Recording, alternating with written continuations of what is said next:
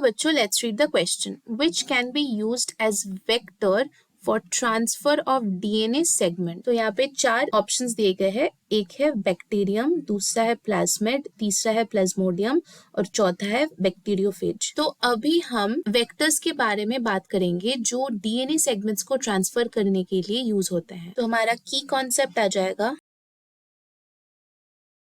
Identifying effective DNA transfer vectors. Vectors वो carriers होते हैं जो डीएनए के स्पेसिफिक सेगमेंट्स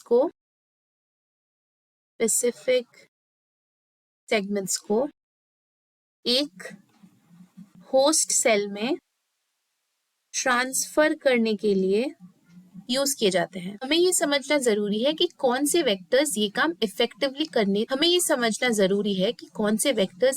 इफेक्टिवली कर सकते हैं. पहला ऑप्शन है bacterium. Bacterium generally as a whole organism cloning vector के रूप में डायरेक्टली यूज नहीं होता, but some bacterium like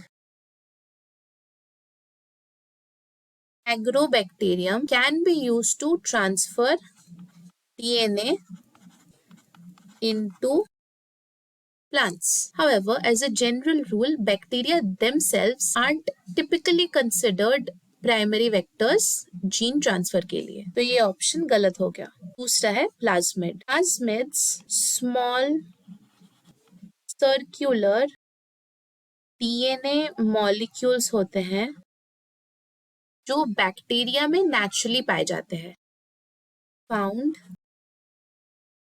naturally in bacteria. इनका यूज जेनेटिक इंजीनियरिंग में डीएनए सेगमेंट्स को ट्रांसफर करने के लिए किया जाता है.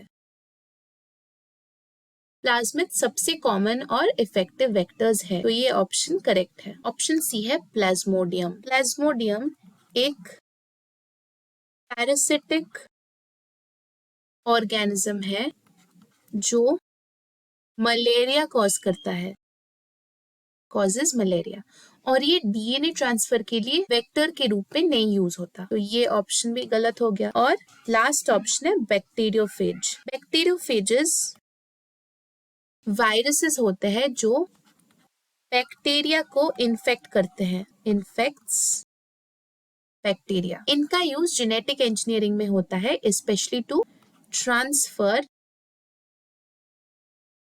DNA segments into bacterial cells. इसीलिए ये ऑप्शन भी करेक्ट हो गया. तो हमारे करेक्ट ऑप्शंस आ गए बी और डी, जो है option D. I hope you understood the concept. Thank you and all the best.